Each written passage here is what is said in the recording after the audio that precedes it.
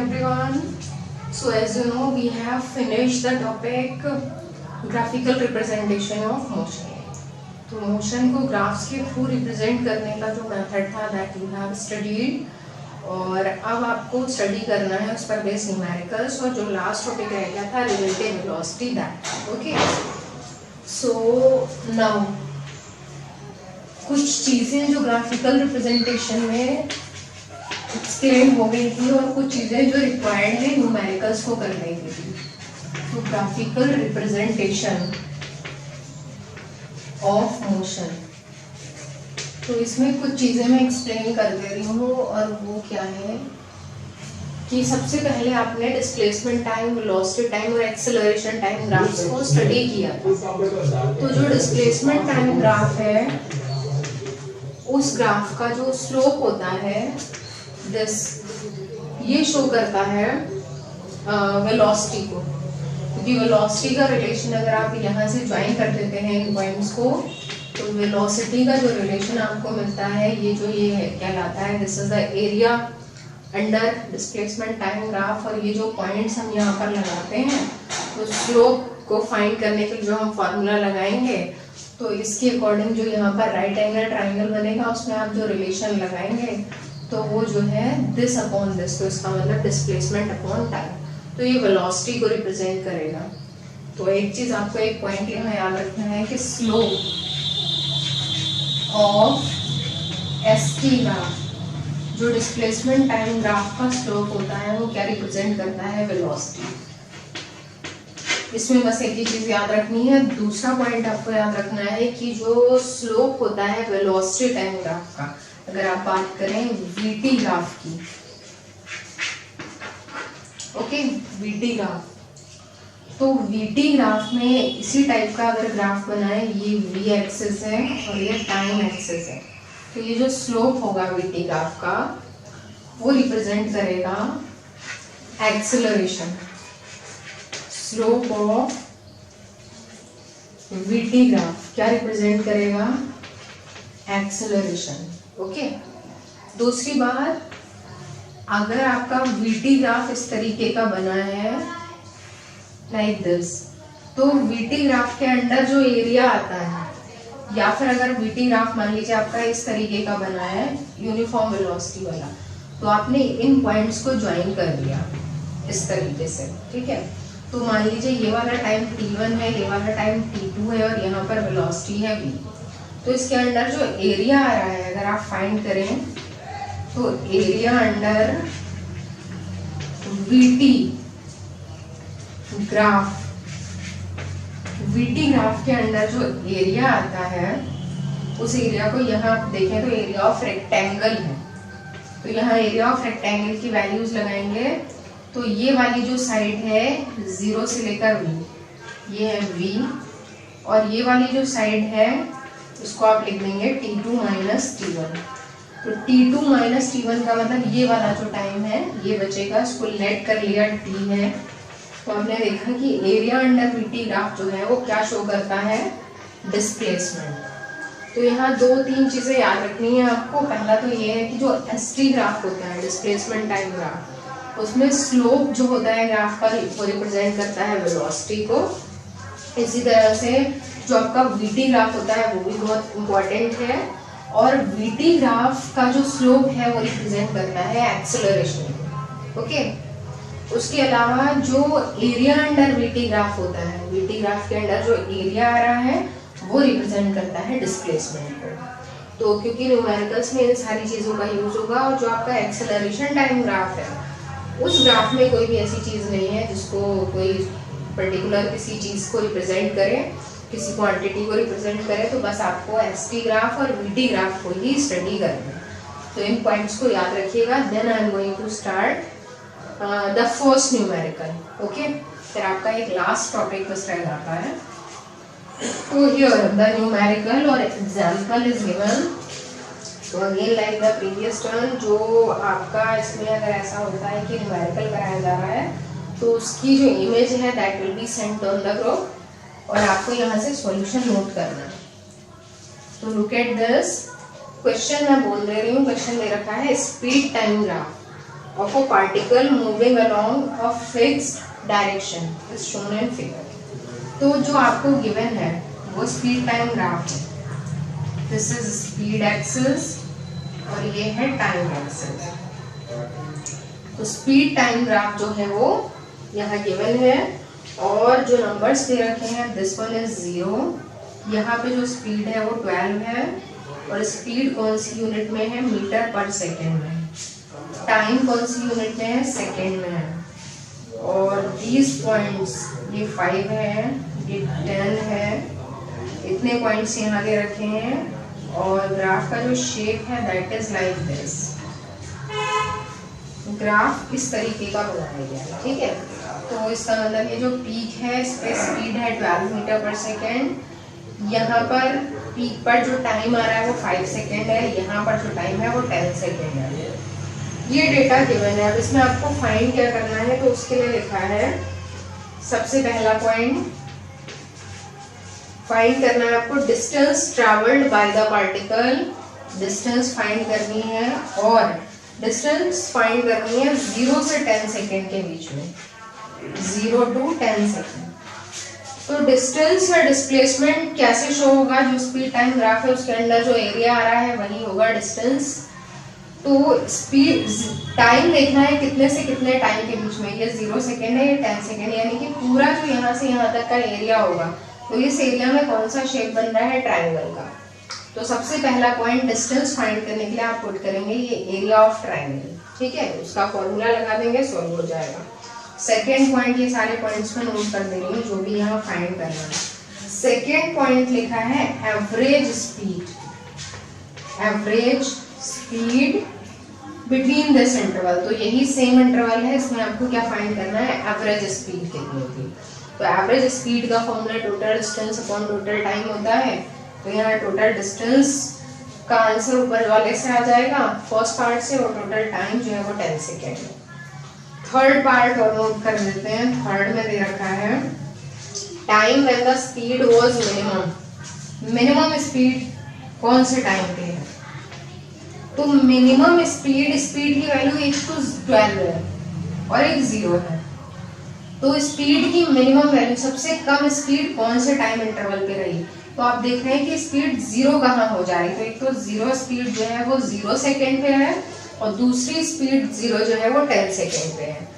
तो टाइम जो 0 स्पीड के लिए है या मिनिमम स्पीड के लिए वो आप देख सकते हैं 0 सेकेंड और 10 सेकेंड, क्योंकि 5 सेकेंड पे स्पीड की वैल्यू मैक्सिमम है और कितनी है? 12 मीटर पर सेकेंड है.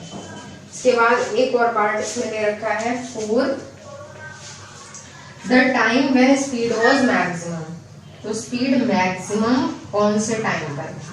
तो मैक्सिमम स्पीड ग्राफ से ही क्लियर है कि ये जो 5 सेकेंड है इस पे यहाँ पे शार्प पीक बन रही है और स्पीड कितनी है? 12 मीटर पर सेकेंड. तो लास्ट वाले जो 2 पार्ट्स हैं उनका आंसर तो डायरेक्ट ही आ जाना है, क्योंकि उसमें आपको कैलकुलेशन कुछ नहीं करनी है, डायरेक्ट ही सॉल्यूशन हो जाएगा. तो यहाँ पर ये सारे पार्ट्स में सबसे पहले लास्ट के 2 पार्ट्स का ही आंसर मैं लिख दे रही हूँ क्योंकि वो डायरेक्ट है, बिना कैलकुलेशन के हैं. तो थर्ड पार्ट में लिखा है time when speed was minimum. तो आप लिख देंगे स्पीड इज मिनिमम. कब है minimum? At 0 second and 10 second. ये है आपका थर्ड पार्ट का आंसर फ्रॉम दिस ग्राफ. फिर आपका फोर्थ पार्ट है स्पीड कब मैक्सिमम होगी. तो इसमें आपने लिखा स्पीड इज मैक्सिमम एट कौन से टाइम इंटरवल पर है? 5 सेकेंड पे, because the value of maximum speed कितनी है? 12 मीटर पर सेकेंड. तो आप यहाँ लिख भी सकते हैं मैक्सिमम के आगे लिख सकते हैं दैट इज 12 मीटर पर सेकेंड एट 5 सेकेंड. तो ये लास्ट वाले 2 पार्ट्स डायरेक्ट हैं ग्राफ से. हम स्टार्ट करते हैं फर्स्ट पार्ट. सिक्वेंशली करिएगा, वो इजी थे, शॉर्ट थे, इसलिए मैंने पहले कर दिया. पहले फर्स्ट से ही स्टार्ट करेंगे. तो फर्स्ट में क्या फाइंड करना है? डिस्टेंस. तो आप लिखेंगे फ्रॉम द गिवन ग्राफ. इस वाले ग्राफ से आपने लिखा distance is equal to area under VT graph. Area under VT graph कौन सा शेप है is equal to area of triangle. Triangle का एरिया है और ट्राइंगल का एरिया जो है उसका फॉर्मूला होता है half base into height. Base 0 से 10 यानी कि 10 है और हाइट 0 से 12 मींस 12 होगी। तो आपने लिखा है इज इक्वल टू 1/2। बेस को लिखने का तरीका ग्राफ में ये होता है, आपको 10 माइनस 0 लिखना पड़ेगा, फाइनल माइनस इनिशियल। इसी तरह से हाइट जब लिखेंगे तो 12 माइनस 0। तो सिंप्लीफाई करेंगे तो हाफ इंटू 10 इंटू 12, कैलकुलेशन 5 यानी कि 60 मीटर। डिस्टेंस कितनी आ रही है एरिया अंडर VT ग्राफ, और जिसका आंसर कितना आ रहा है 60 मीटर। तो ये फर्स्ट पार्ट का आंसर है। इसके बाद सेकेंड पार्ट है, और सेकेंड पार्ट में क्या फाइंड करना है, एवरेज स्पीड। एवरेज स्पीड का formula total distance upon total time. Total distance जो है आपकी वो ऊपर फाइंड आउट कर चुके हैं, तो कितनी है 60, और टोटल टाइम जो है वो कितना है यहाँ 0 से 10 सेकेंड का मतलब 10, 60/10। सॉल्व करेंगे तो कितना आएगा 6 मीटर पर सेकेंड। तो ये हो जाती है एवरेज स्पीड। ओके, तो you can note down the answer from here. यहाँ आप नोट कर सकते हैं। ये तो वो पार्ट्स हैं जो फाइंड करने हैं, ये गिवन ग्राफ है और वो सॉल्यूशन है। And I will send the image also. Okay, so note it down, then I will start the next numerical.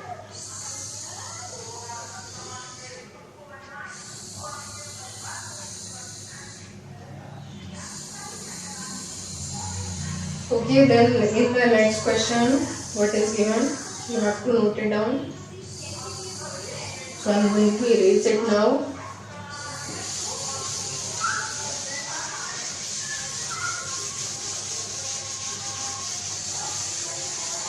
So this will be the question number 2.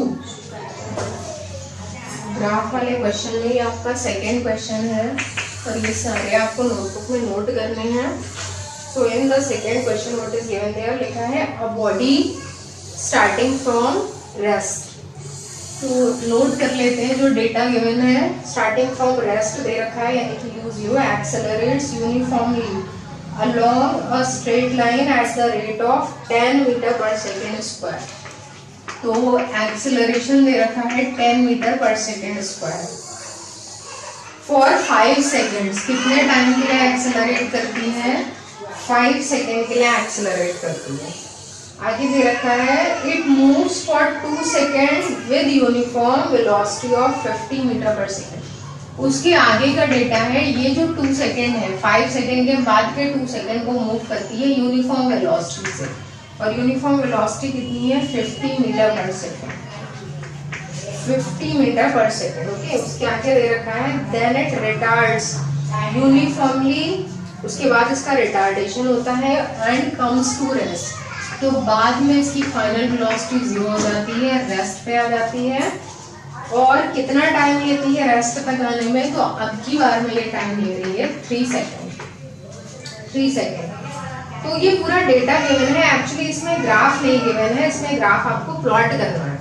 तो इसमें आगे लिखा है draw VT graph of the body and find the total distance travelled by the body. तो इस data से VT graph को plot करना है और उस VT ग्राफ के अंडर जो भी टोटल डिस्टेंस है, मतलब जो टोटल टाइम होगा, पूरा जो भी शेप बनेगा उसके लिए टोटल डिस्टेंस फाइंड करनी है। ओके, तो यहाँ पर सबसे पहले जो डेटा गिवन है उसकी हेल्प से सॉल्यूशन वाला पार्ट होगा। Look at this.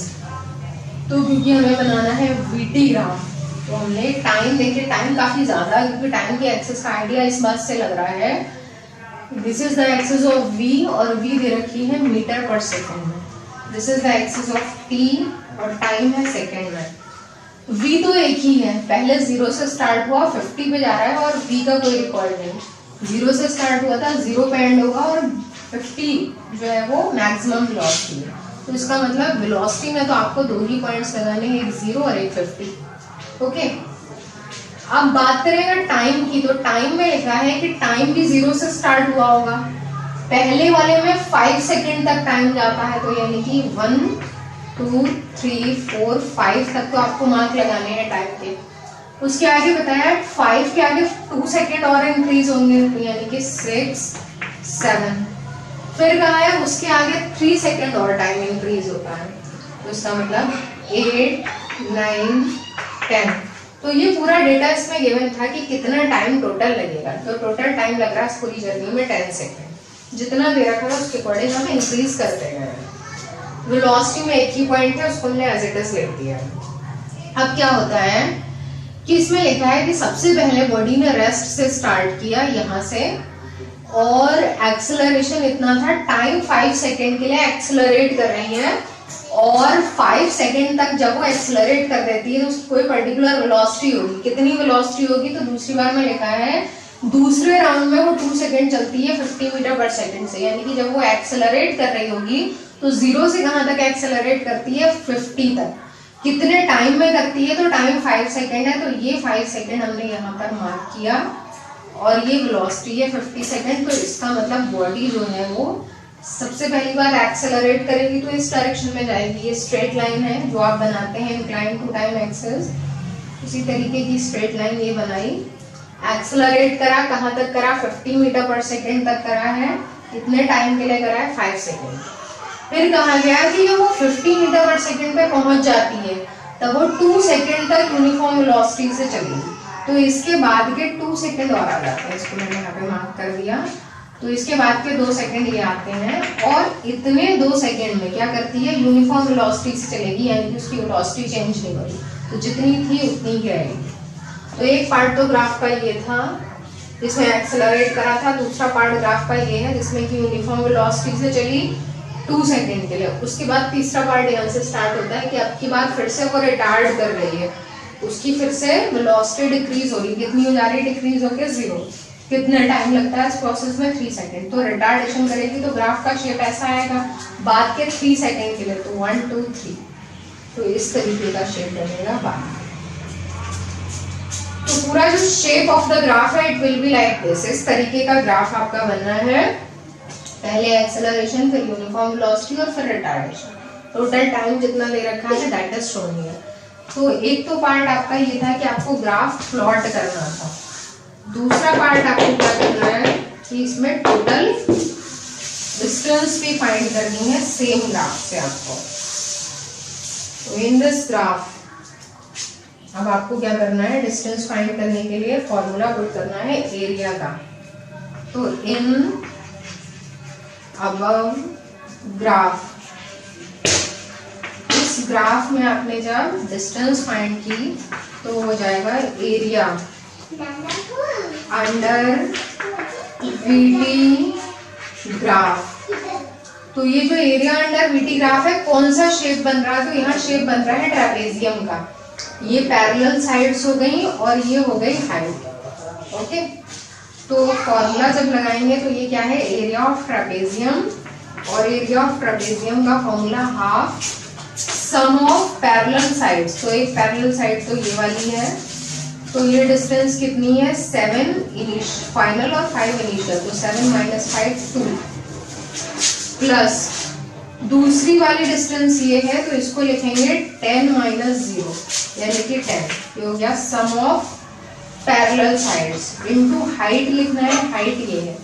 तो ये डिस्टेंस कितनी है 50 - 0 मीन्स 50। अब इसको आपको सॉल्व कर लेना है, तो हाफ इंटू 12 इंटू 50 कैंसिल करेंगे, फिर इसको सॉल्व करेंगे तो 300 मीटर। तो डिस्टेंस कितनी आ रही है 300 मीटर। तो this is the solution of the numerical. Okay, तो इसमें आपको इस तरीके से करना है। अब एक आपका लास्ट न्यूमेरिकल और एक लास्ट टॉपिक और बचा है, तो you have to note it down. पहले इसको नोट कर लीजिए और उसके बाद I am going to start the next one more numerical.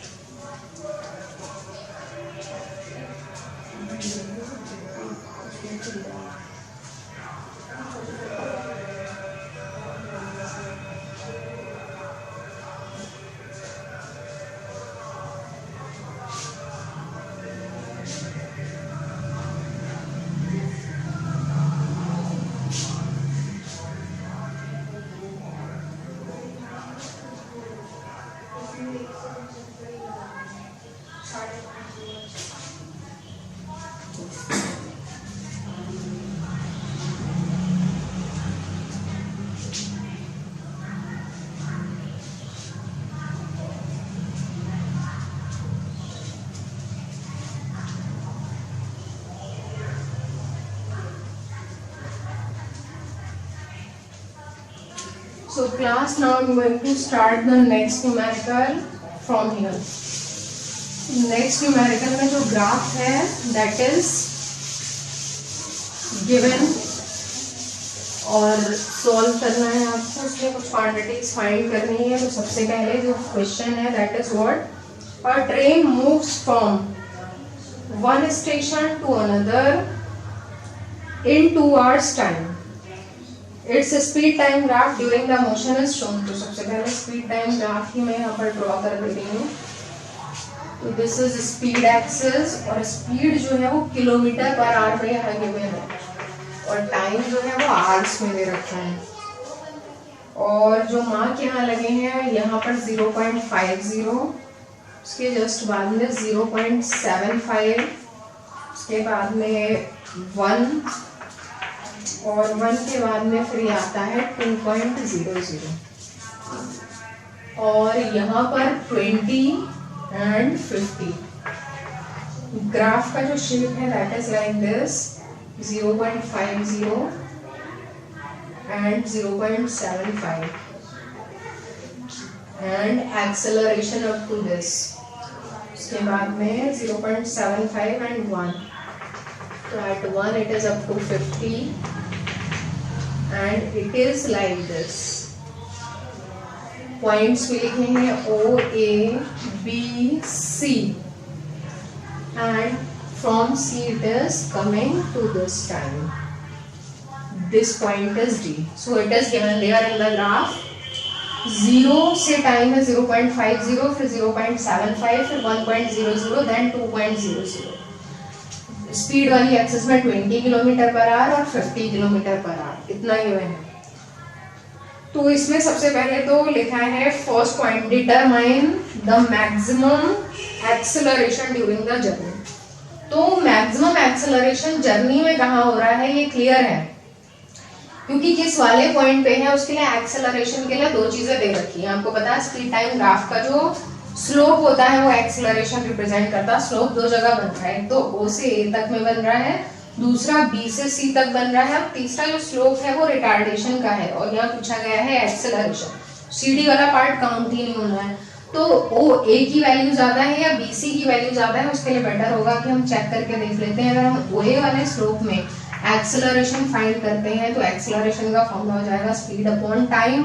तो स्पीड यहाँ पर कितनी है 20 अपॉन टाइम कितना दे रखा है यहाँ तक का 0.50। तो अगर इसको सॉल्व करते हैं तो it will be 0 cancelled and this is 440। तो 40 किलोमीटर पर आवर स्क्वायर, यहाँ से तो इतना आंसर आ रहा है। अगर आप BC वाले पार्ट में फाइंड करते हैं तो BC वाले पार्ट में एक्सेलरेशन के लिए स्पीड दे रखी है 50 और टाइम जो है वो दे रखा है, सिर्फ आपको BC पार्ट कंसीडर करना है। तो टाइम अब आपको यहाँ तो सीधा 0.50 माइनस 0 करा था, लेकिन BC वाले पार्ट में इसमें से इसको माइनस करना पड़ेगा। तो 1.00 में से 0.75 माइनस करेंगे तो रिमेनिंग होगा 0.25। तो इसको अगर सॉल्व करते हैं तो it will be this and cancel करते हैं, ये कितना है 50। कैंसिल अगर इसको करते हैं तो 25 टू द 50 एंड 0, तो ये आ रहा है आपका 200 किलोमीटर पर आवर स्क्वायर। तो दोनों से क्लियर है कि जो BC वाला पार्ट है आपका वहां पर एक्सेलरेशन ज्यादा है in comparison to OA part. तो ये क्लियर हो गया कि एक्सेलरेशन मैक्सिमम किसमें है, तो इसमें डिटरमाइन लिखा है, तो आपको सॉल्व करके एक बार दिखा देना होगा। तो आप लिख देंगे acceleration is maximum in BC part, solve करके इसको दिखा देंगे कि एक्सेलरेशन की वैल्यू कितनी आ रही है 200 किलोमीटर पर आवर स्क्वायर। इसको कन्वर्ट करने की जरूरत नहीं है क्योंकि इसमें आंसर इसी में दे रखा है। दूसरा पार्ट जो है क्वेश्चन का उसमें दिया है also calculate the distance covered during the time interval from 0.75 to 1 hour. इतने टाइम के बीच में क्या फाइंड करना है आपको, डिस्टेंस। ठीक है, तो आपको पता है डिस्टेंस का फॉर्मूला जो होता है वो होता है एरिया अंडर बीटी का। यहाँ पर कौन सा एरिया बन रहा है, ट्रेपेजियम का, तो फॉर्मूला लिखेंगे half into sum of parallel sides. Parallel sides ये दोनों है, एक पैरेलल साइड है 20 और दूसरी है 50। हाइट कितनी है, मतलब ये वाला जो डिस्टेंस है ये है 0.25। इसको सिंप्लीफाई कर लेंगे तो 1/2 इंटू दिस इज 70 और ये आ रहा है आपका 0.25। इसको कैलकुलेशन करें तो यहाँ से डेसिमल रिमूव कर देते हैं, दिस इज 35 और ये जो है आपका ये हो जाना है 35 और 25 की मल्टीप्लाई कर लेंगे और उसके बाद अपॉन में 2 100 आ रहा है तो 2 डेसिमल पॉइंट्स लगाएंगे। तो पहले आप इसको मल्टीप्लाई कर लीजिएगा और फिर बाद में 2 डिजिट्स पे डेसिमल आ जाएगा। तो आपका जो है ये न्यूमेरिकल भी फिनिश हो गया है। उसके बाद आपको करना ये है कि एक लास्ट टॉपिक जो है वो मैं बता दे रही हूँ, उसके बाद आपका ये जो चैप्टर है दैट विल बी फिनिश।